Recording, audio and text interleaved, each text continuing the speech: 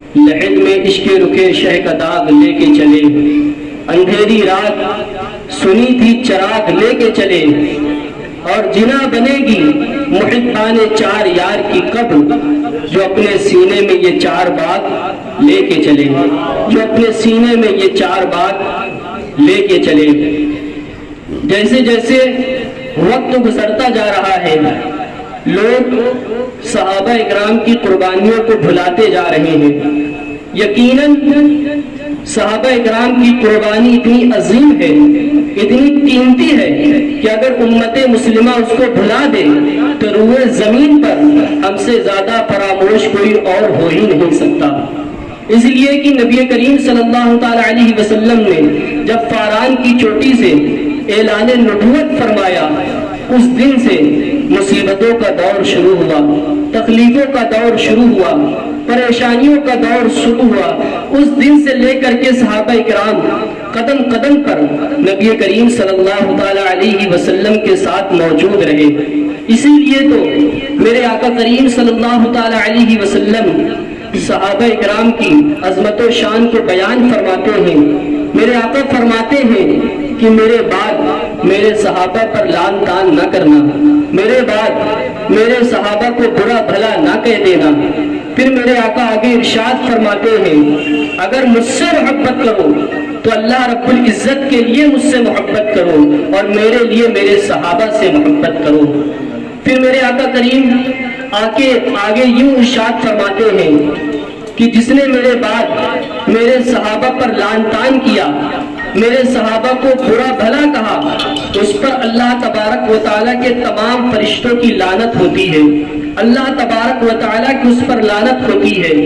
پھر میرے آقا آگے ارشاد فرماتے ہیں کہ میرے تمام صحابی جنتی ہیں، اور ان پر جہنم کی آگ حرام ہے، اور جنہوں نے ان کا دیدار کیا اس پر بھی جہنم کی آگ حرام ہے۔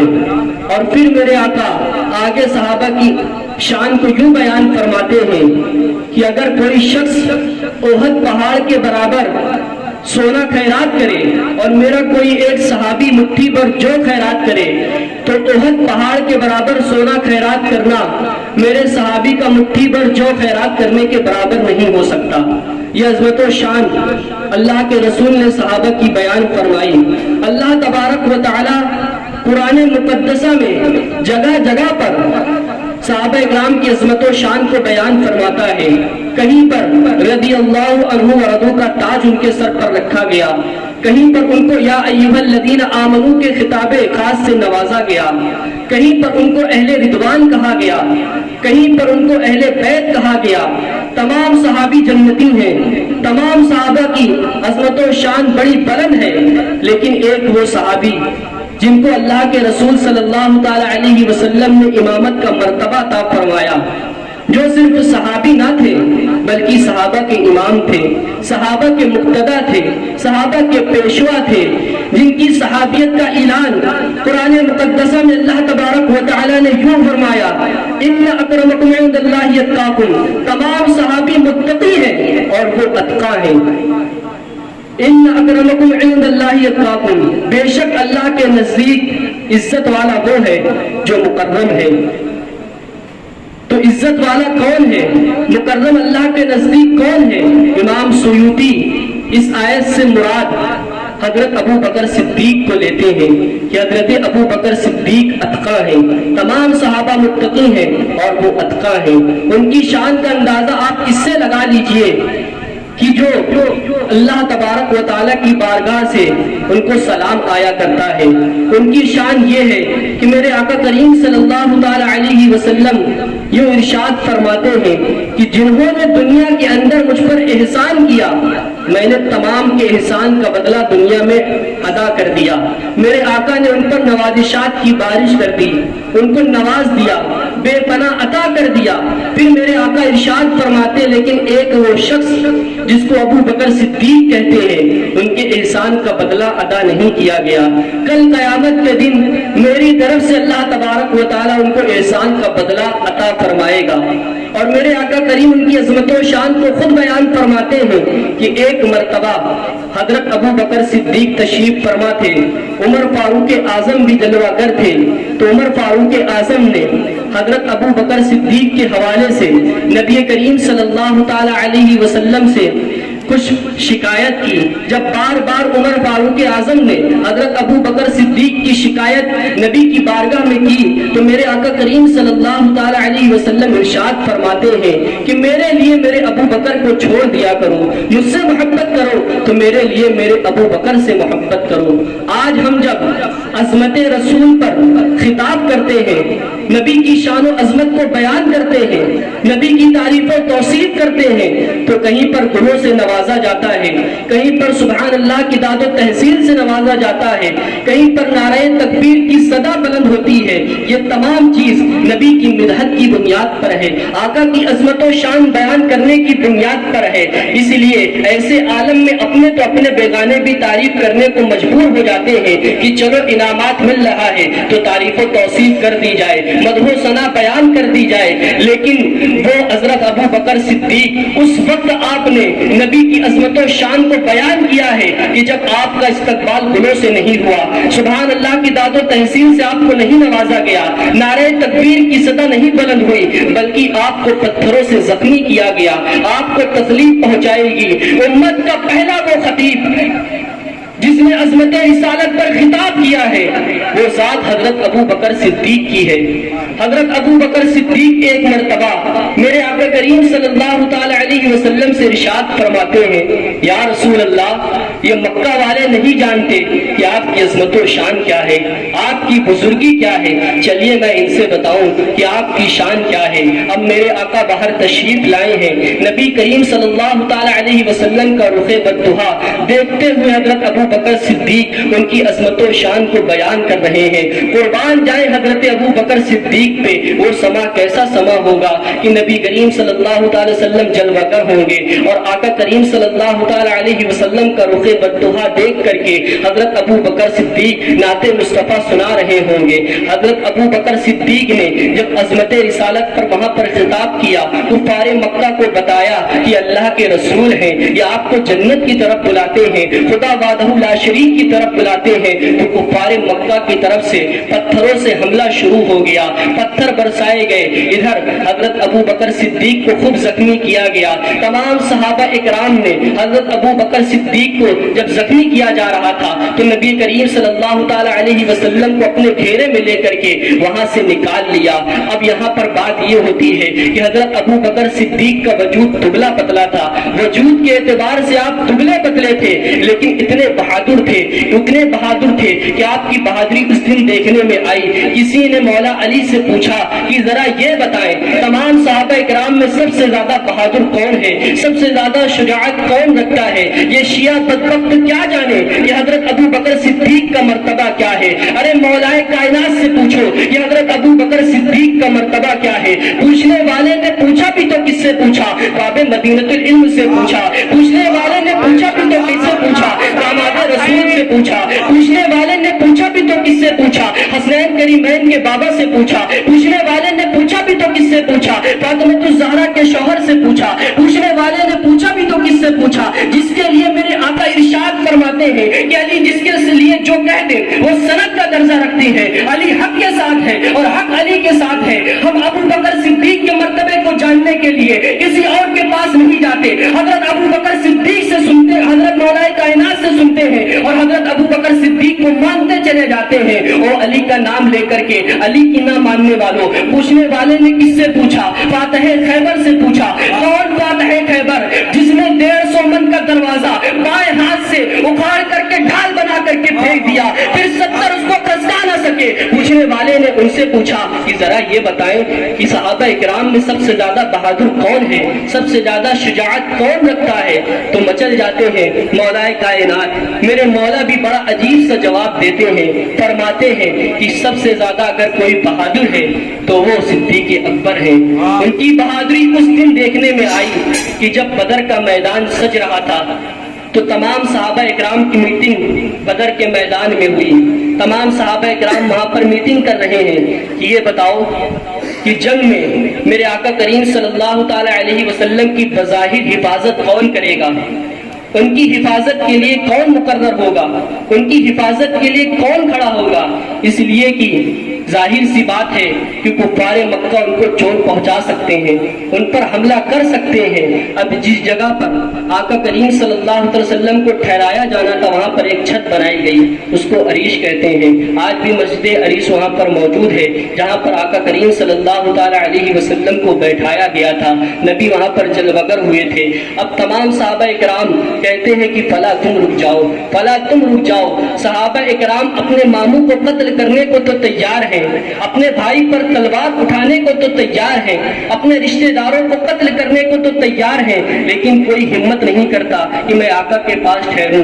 واللہ اور صحابہ اکرام نبی سے محبت نہیں کرتے تھے، قطعاً ایسا نہیں ہے، بے پناہ عشق کرتے تھے، لیکن وہ اتنی بڑی ذمہ داری اٹھانے سے گھبراتے تھے کہ کہیں ایسا نہ ہو کہ ہم آقا کریم صلی اللہ علیہ وسلم کی حفاظت کے لیے کھڑے ہوں اور کوئی آ کر کے آقا پر حملہ کر دے اور میں ان کی حفاظت نہ کر سکا تو پوری زندگی میرے سینے پر یہ داغ رہ جائے گا کہ میں حفاظت کے لیے مقرر کیا گیا تھا اور ان کی حفاظت نہ کر سکا. حضرت حمزہ جیسے بہادر وہاں پر کھڑے ہیں، مولائے کائنات جیسے بہادر وہاں پر کھڑے ہیں. مولائے کائنات فرماتے ہیں کہ ہم ایک دوسرے کا چہرہ تکتے تھے کہ وہاں پر کون رکے گا، کون بظاہر میرے آقا کی حفاظت کرے گا. تو ہم کیا دیکھتے ہیں، ایک دست مبارک ہوا میں لہراتا ہے. وہ دست مبارک کسی اور کا نہ تھا بلکہ حضرت ابو بکر صدیق کا تھا. حضرت ابو بکر صدیق فرماتے میں آقا کریم صلی اللہ علیہ وسلم کی حفاظت کروں گا. اس دن میرے آقا کریم صلی اللہ تعالی علیہ وسلم کی حفاظت کے لیے حضرت ابو بکر صدیق کھڑے ہوئے. یہ شجاعت کا آپ کا عالم تھا. تو بہرحال میں عرض کر رہا تھا کہ حضرت ابو بکر صدیق نے جب کفار مکہ کے سامنے میرے نبی کی عظمت و شان کو بیان کیا ہے تو ان کو پتھروں سے زخمی کیا گیا ہے. آقا کریم کو تو گھیرے میں لے کر کے نکال لیا گیا لیکن ان کو بڑا زخمی کیا گیا. اس سے پتہ چلتا ہے کہ حضرت ابو بکر صدیق خطیبوں کو یہ ذوق دے رہے ہیں، یہ شوق دے رہے ہیں کہ او مختلف عنوان کے چڑپٹ لگانے والوں، سارے عنوان کی عظمت و شان اپنی جگہ پر ہے لیکن جو سارے عناوین کی جان ہے وہ عظمت مصطفیٰ ہے، عظمت رسالت ہے. اس کو چھوڑو گے تو تمام عنوان ناقص رہ جائیں گے، نامکمل رہ جائیں گے. ایمان کی جو جان ہے وہ عظمت رسالت ہے، مصطفیٰ کی شان ہے، عظمت پر خطاب کرنا ہے. آج روزے کا ذوق تو دلایا جاتا ہے لیکن عظمت رسالت کو چھوڑ دیا جاتا ہے. نمازوں کے طرف بلایا جاتا ہے لیکن عظمت رسالت کو چھوڑ دیا جاتا ہے. اس کا نتیجہ یہ نکلا کہ نمازیں تو رہ گئی لیکن عظمت مصطفیٰ دل میں نہ ہونے کی بنیاد پر وہ نماز اٹھک بیٹھک کے سوا کچھ نہیں رہ گئی. اور یہ بدبخت ندوی سیرت مصطفیٰ کے نام سے جلسے بھی کرتے ہیں، نبی کی عظمت کے نام پر جلسے بھی کرتے ہیں لیکن وہاں پر صرف یہی بیان کرتے ہیں کہ آقا کریم نے گھر کی صفائی کی، نبی کریم صلی اللہ علیہ وسلم نے جھاڑو دی، آقا کریم صلی اللہ علیہ وسلم نے اپنے نالین مبارک درست کر لیے. او بدبخت، یہ سب تو میرے آقا کریم صلی اللہ تعالی علیہ وسلم نے کیا لیکن ذرا یہ بھی تو بتا دے کہ آقا کریم صلی اللہ تعالی علیہ وسلم نے اپنا لعاب دہن مولائے کائنات کی آگ پر لگا دیا تو ان کی آگ درست ہو گئی. ذرا یہ بھی تو بتا دے کہ نبی کریم نے اپنا لعاب دہن قتادہ کی کٹی ہوئی پنڈلی پر لگا دیا تو ان کی پنڈلی درست ہو گئی. ذرا یہ بھی تو بتا دے کہ نبی کریم نے اپنا لعاب دہن کھارے کنویں میں ڈالا تو پانی میٹھا ہو گیا. ذرا یہ بھی تو بتا دے کہ میرے آقا کریم صلی اللہ تعالی علیہ وسلم نے اپنا لعاب دہن خالی کنویں میں ڈالا تو پانی ابھر کر کے آ گیا. ذرا یہ بھی تو بتا دے کہ میرے آقا نے ایک اشارہ کیا تو سورج پلٹ آ گیا. امام اسی طرف تو اشارہ فرماتے ہیں سورج الٹے پاؤں پلٹے، چاند اشاروں سے چاند اندھے نزدیک دیکھ لے قدرت رسول اللہ کی. ذرا یہ بھی تو بتا دے کہ میرے آقا کریم صلی اللہ تعالی علیہ وسلم نے جابر کے مردہ بچوں کو آواز دیا تو بچے دوڑے چلے آئے. ذرا یہ بھی تو بتا دے کہ میرے آقا کریم صلی اللہ تعالی علیہ وسلم نے انگلی کا اشارہ کیا تو چاند دو ٹکڑے ہو گیا. ذرا یہ بھی تو بتا دے کہ میرے آقا کریم صلی اللہ تعالی علیہ وسلم نے کنکریوں کو اشارہ کیا تو کنکریاں کڑنا پڑنے لگی. ذرا یہ بھی تو بتا دے کہ میرے آقا کریم صلی اللہ تعالی علیہ وسلم نے انگلی کا اشارہ کیا تو پانی کے چشمے جاری ہو گئے. ایمان عشق محبت اسی طرف تو اشارہ فرماتے ہیں نور کے چشمے لہرائے تیری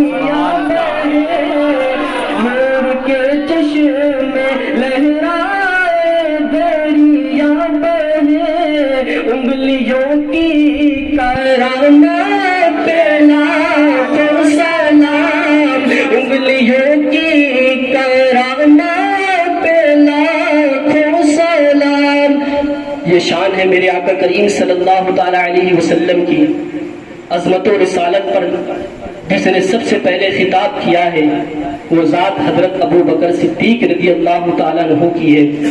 حضرت ابو بکر صدیق نے جب میرے آقا کریم صلی اللہ تعالیٰ علیہ وسلم کی عظمت و شان کو بیان کیا تو کفار مکہ نے آپ پر حملے شروع کر دیے۔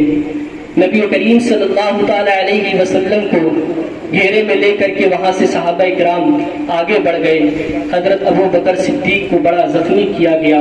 حضرت ابو بکر صدیق خطبہ کو یہ مجاز دے رہے ہیں کہ بولنا ہے تو عظمت رسالت پر بولو، نبی کی شان پر بولو، نبی کے مراتب پر بولو، اور کیوں نہ ہو حضرت ابو بکر صدیق نے یہ فرمایا تھا کہ میری یہ تمنا ہے کہ آنکھیں میری ہوں اور میں رکے بددہا کو زندگی بھر تکتا رہوں۔ یہ شان ہے حضرت ابو بکر صدیق کی، محبت کا یہ مقام ہے۔ ذرا آپ اندازہ لگائیں کہ حضرت ابو بکر صدیق میں نبی کی محبت کس طرح سے کوٹ کوٹ کر کے بھری ہوئی تھی۔ حضرت ابو بکر صدیق کو جب زخمی کیا گیا تو لوگ مردہ سمجھ کر کے آپ کو چھوڑ کر کے چلے گئے، تو قبیلے والے جو آپ کے تھے وہ آپ کے قریب آئے۔ محبت کی بنیاد پر وہ قریب نہ آئے تھے بلکہ قبیلے کی غیرت کی بنیاد پر وہ آپ کے قریب آئے، اور آنے کے بعد حضرت ابو بکر صدیق کو دیکھا تو پتہ چلا کہ سانسیں چل رہی ہے، تو ان کو اٹھا کر کے قبیلے میں لائے۔ لانے کے بعد ایک چارپائی پر لٹا دیا۔ اب آپس میں گفتگو کرنے لگے، یا تو حضرت ابو بکر صدیق کا انتقال ہو جائے تو ہم ان سے جنگ کریں، یا تو یہ ہوش میں آ جائیں تو ہم اپنے اپنے گھر کو لوٹ جائیں۔ تمام لوگ گھیر کر کے حضرت ابو بکر صدیق کو کھڑے ہیں۔ تھوڑی دیر کے بعد سیدنا صدیق اکبر کو ہوش آتا ہے۔ ہوش آنے کے بعد سب سے پہلے جو لفظ تھے حضرت ابو بکر صدیق کی زبان پر وہ یہ تھے، فرما رہے تھے کہ یہ بتاؤ کہ میرے آقا کریم کہاں پر ہے؟ میرے آقا کریم خیریت سے تو ہے، میں ان کا دیدار کرنا چاہتا ہوں۔ جب تمام لوگوں نے یہ سنا تو وہ غصے میں آ گئے کہ ہم تو ان کی خیر خواہی کے لیے کھڑے ہوئے ہیں اور یہ تو کسی اور کی محبت میں گرفتار ہے، کسی اور کے عشق میں گرفتار ہے۔ تو وہاں سے پھر سارے لوگ چلے جاتے ہیں۔ ماں تو ماں ہوتی ہے، ماں وہیں پر کھڑی ہے اور کھڑے ہونے کے بعد یہ کہہ رہی ہے کہ اے بیٹا کچھ کھا لے، کچھ پی لے۔ حضرت ابو بکر صدیق فرماتے ہیں ماں میں اس وقت تک کچھ نہیں کھاؤں گا، میں اس وقت تک کچھ نہیں پیوں گا جب تک میں اپنے آقا کا دیدار نہ کر لوں، جب تک میں آنکھوں سے نبی کریم صلی اللہ تعالیٰ علیہ وسلم کو نہ دیکھ لوں۔ آپ اندازہ تو لگائیں یہ عشق کیسا عشق ہے کہ جب انسان بے ہوشی کے بعد ہوش میں آتا ہے تو پہلے پانی مانگتا ہے، کچھ کھانے کے لیے مانگتا ہے، لیکن حضرت ابو بکر صدیق نے کیا مانگا کہ میں دیکھنا چاہتا ہوں کہ میرے آقا ٹھیک ہے یا نہیں ہے، میں ان کا دیدار کرنا چاہتا ہوں، میں ان کے رخ بددہا کو تکنا چاہتا ہوں۔ ماں یہ تو بتا دو کہ میرے آقا کہاں پر ہے، وہ خیریت سے تو ہے؟ تو ماں کہتی ہے بیٹا مجھے نہیں معلوم کہ تیرا محبوب کس حال میں ہے، لیکن بیٹا پہلے کچھ کھا لے، کچھ پی لے، دیکھ تجھے کتنی چوٹ آئی ہے تو کچھ کھاتا کیوں نہیں؟ فرماتے ہیں ماں جب تک میں خیریت نہیں معلوم کرتا اس وقت تک میں کچھ نہ کھاؤں گا نہ کچھ پیوں گا۔ تو آپ کی والدہ کہتی ہیں بیٹا مجھے نہیں معلوم کہ تیرے محبوب کا پتہ کیسے چلے گا، کہاں پر ہے وہ؟ تو حضرت ابو بکر صدیق فرماتے ہیں کہ ام جمیل جو خطاب کی بیٹی ہے ان کو بلا کر کے لے کر کے آؤ، انہیں معلوم ہوگا کہ میرے آقا کریم صلی اللہ تعالیٰ علیہ وسلم کہاں پر ہے۔ ام جمیل رضی اللہ تعالیٰ عنہا کو بلایا گیا، وہ تشریف لائی ہیں۔ آنے کے بعد حضرت ابو بکر صدیق ان سے دریافت فرماتے ہیں کہ یہ بتائیں کہ میرے آقا کریم صلی اللہ تعالیٰ علیہ وسلم کہاں پر ہے؟ تو ام جمیل آنکھوں سے اشارہ کرتی ہیں والدہ کی طرف۔ تو حضرت ابو بکر صدیق فرماتے ہیں پریشان نہ ہو، گھبراؤ نہیں، یہاں سے بات کہیں باہر نہیں جائے گی، بتاؤ تو صحیح میرے آقا کہاں پر ہے؟ تو ام جمیل فرماتی ہیں کہ اس وقت آقا کریم خیریت سے ہے اور وہ دار ارقم میں آرام فرما ہے، وہ دار ارقم میں تشریف فرما ہے۔ اتنا سننا تھا حضرت ابو بکر کے چہرے پر خوشی آ گئی ہے، فرماتے ہیں مجھے لے کر کے چلو۔ چلنے کی تاب نہیں رکھتے تھے چونکہ اتنا زخمی ہو گئے تھے، تو ام جمیل کا سہارا لیتے ہیں، اپنی والدہ کا سہارا لیتے ہیں، اور سہارا لینے کے بعد دار ارقم کی طرف بڑھنے لگتے ہیں۔ جیسے ہی دار ارقم کے قریب پہنچے ہیں ادھر میرے آقا جلوگر تھے، اٹھ کر کے کھڑے ہو جاتے ہیں اور فرماتے ہیں کہ میرے یار کی خوشبو آ رہی ہے، میرے یار کی خوشبو آ رہی ہے۔ میرے آقا کریم صلی اللہ تعالی علیہ وسلم دروازے پر آئے ہیں